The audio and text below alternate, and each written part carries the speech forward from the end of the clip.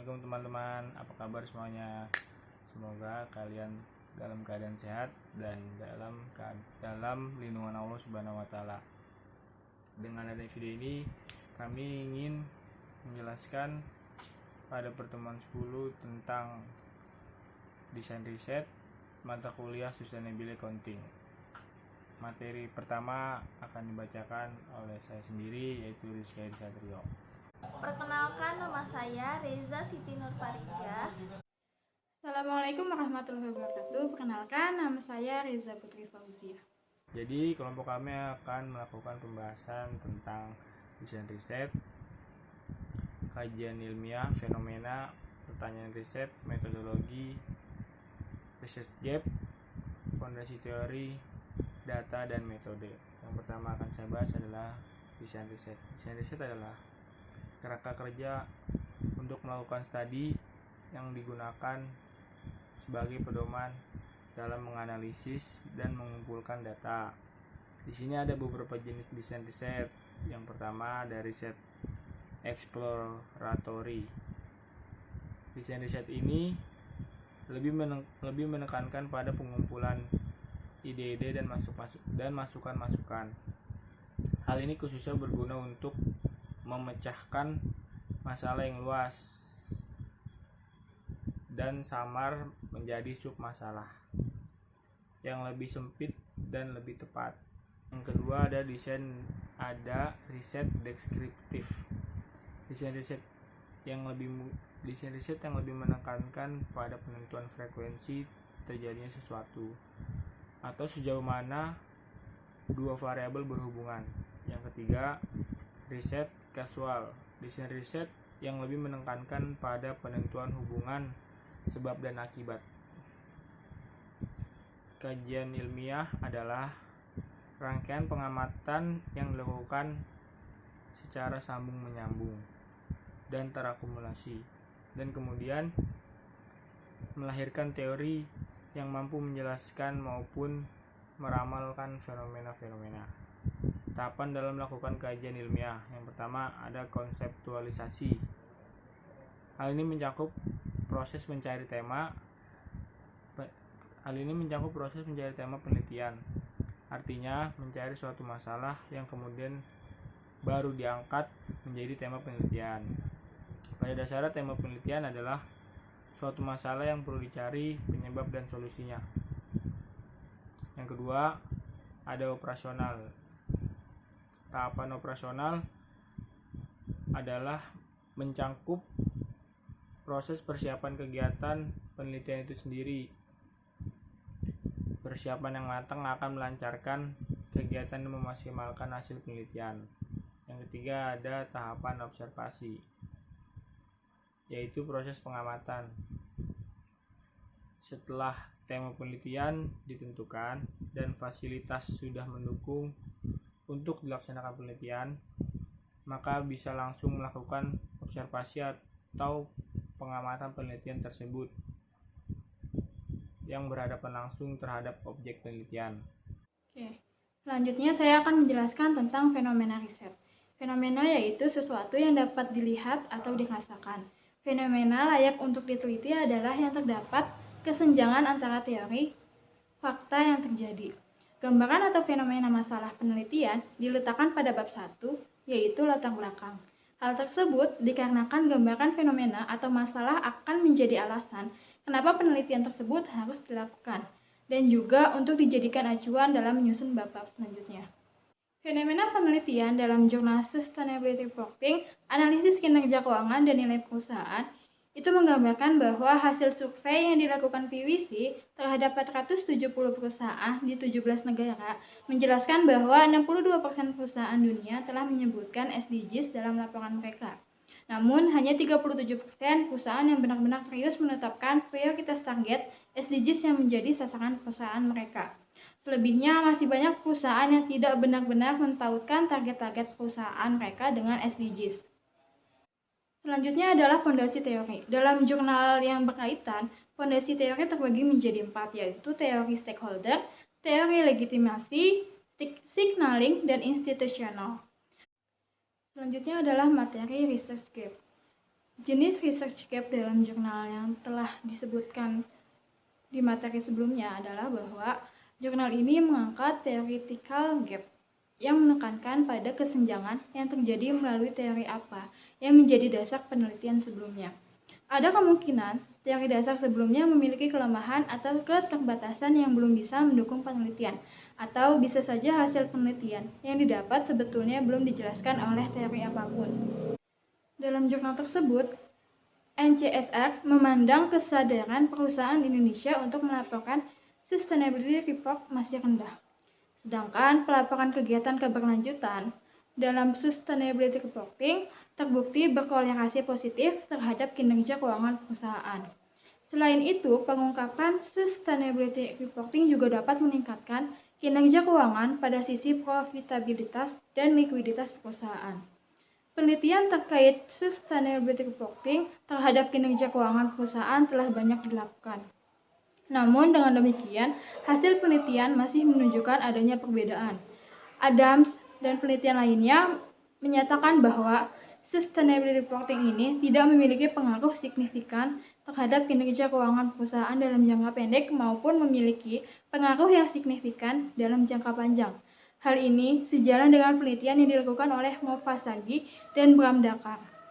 Sedangkan, menurut penelitian Adima dan Haryadi yang melakukan penelitian sustainability reporting secara mendetail, menyatakan bahwa environmental performance disclosure memiliki pengaruh positif terhadap kinerja keuangan perusahaan, sementara social performance disclosure memiliki pengaruh negatif terhadap kinerja keuangan perusahaan. Hal ini sejalan dengan penelitian Sulistianingrum. Materi selanjutnya adalah pertanyaan penelitian. Pertanyaan penelitian adalah persoalan yang harus dijawab peneliti dalam sebuah proyek penelitian, di mana jawaban dari pertanyaan penelitian ini akan bisa membantu memecahkan masalah dari penelitian. Jenis pertanyaan penelitian yaitu yang pertama adalah pertanyaan eksplanatoris, yaitu pertanyaan yang menjabarkan alur terjadinya fenomena yang berhubungan dengan penelitian yang sedang dilaksanakan. Pertanyaan jenis ini dalam praktiknya menggunakan kalimat semisal apa ada kaitan atau pertalian serta dampak antara variabel Y dan X. Contoh pertanyaan penelitian. Yang pertama, pertanyaan penelitian jenis deskriptif. Apa saja rencana yang digunakan guru untuk mengembangkan pembelajaran di kelas? Yang kedua, pertanyaan penelitian eksploratif. Bagaimana metode pembelajaran yang digunakan guru untuk mengembangkan kualitas siswa dan menyerap pengetahuan? Ketiga, pertanyaan penelitian eksplanatif. Bagaimana dampak metode pembelajaran ceramah pada hasil pembelajaran siswa? Jenis pertanyaan riset dalam jurnal Sustainability Reporting, Analisis Kinerja Keuangan dan Nilai Perusahaan oleh Yana Deviana dan Dita Rari Dwi RT 2019. Yang pertama, apakah sustainability reporting berdasarkan aspek kinerja ekonomi, kinerja lingkungan, dan kinerja sosial berpengaruh terhadap kinerja keuangan? Yang kedua, apakah sustainability reporting berdasarkan aspek kinerja ekonomi, kinerja lingkungan, dan kinerja sosial berpengaruh terhadap nilai perusahaan? Yang ketiga, apakah kinerja keuangan dapat memediasi pengaruh sustainability reporting berdasarkan aspek kinerja ekonomi, kinerja sosial, kinerja lingkungan terhadap? Ada syarat-syarat tertentu yang harus dipenuhi agar bisa diangkat sebagai masalah penelitian. Berdasarkan kajian referensi buku-buku metodologi penelitian, setidaknya terdapat syarat yang harus dipenuhi, yaitu sebagai berikut. 1. Tersedia data atau informasi untuk menjawab. 2. Data atau informasi tersebut diperoleh melalui metode ilmiah seperti wawancara, observasi, kuesioner, dokumentasi, partisipasi, dan evaluasi. Ketiga, memenuhi persyaratan orisinalitas diketahui melalui pemetaan penelitian terdahulu. Keempat, memberikan sumbangan teoretik yang berarti bagi pengembangan ilmu pengetahuan. Yang kelima, menyangkut isu kontroversial dan unik yang sedang hangat terjadi. Keenam, masalah tersebut memerlukan jawaban serta pemecahan segera, tetapi jawabannya belum diketahui masyarakat luas. Ketujuh, masalah itu diajukan dalam batas minat atau bidang studi dan kemampuan peneliti. Kedelapan, untuk mencapai maksud tersebut di atas, peneliti perlu melakukan pertanyaan reflektif sebagai pemandu. Metodologi penelitian berasal dari kata metode, yang artinya adalah cara yang tepat untuk melakukan sesuatu, dan logos artinya adalah ilmu atau pengetahuan. Jadi, metodologi adalah cara melakukan sesuatu dengan menggunakan pikiran secara seksama untuk mencapai suatu tujuan. Pengertian lain dari metodologi penelitian adalah cara atau teknik yang disusun secara teratur yang digunakan oleh seorang peneliti untuk mengumpulkan data atau informasi dalam melakukan penelitian yang disesuaikan dengan subjek atau objek yang diteliti. Metodologi penelitian dalam jurnal Sustainability Reporting, Analisis Kinerja Keuangan dan Nilai Perusahaan oleh Yana Deviana dan Dita Rari Dwi RT 2019. Terdapat dua pendekatan yang digunakan dalam penelitian ini, yakni pendekatan deskriptif dan pendekatan kausalitas. Pendekatan deskriptif merupakan pendekatan yang berupaya untuk menjelaskan gambaran fakta empiris dari objek yang diteliti berdasarkan pada penelitian yang diperoleh. Dan pendekatan kausalitas merupakan pendekatan penelitian yang berupaya untuk menjelaskan hubungan kausalitas dari variabel-variabel yang diteliti. Sesuai dengan hipotesis yang telah diuraikan, variabel yang akan diteliti terdiri dari variabel eksogen dan variabel endogen. Variabel eksogen dalam penelitian ini yakni Sustainability Reporting mengacu kepada pendapat Global Sustainability Standard Board yang menggunakan indeks G4 yang terdiri 3 aspek, yakni aspek ekonomi, lingkungan, dan aspek sosial.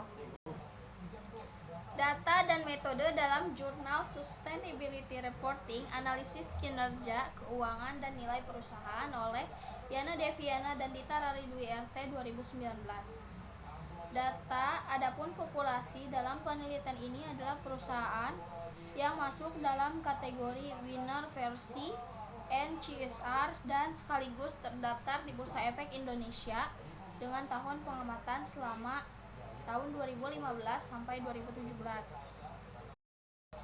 Metode sampel penelitian dipilih menggunakan metode purposive sampling dengan menerapkan kriteria sebagai berikut. Yang pertama, perusahaan yang dijadikan sampel adalah perusahaan yang terdaftar secara terus-menerus di Bursa Efek Indonesia dan di NCSR selama periode 2015 sampai 2017. Dua, perusahaan yang dijadikan sampel telah menerbitkan laporan keberlanjutan atau sustainability reporting sekurang-kurangnya 2 kali dalam periode 2015 sampai 2017. 3. Perusahaan telah menerbitkan laporan keuangan dan laporan tahunan 2 kali dalam periode 2015 sampai 2017. 4. Laporan keuangan ataupun laporan tahunan yang digunakan adalah laporan keuangan.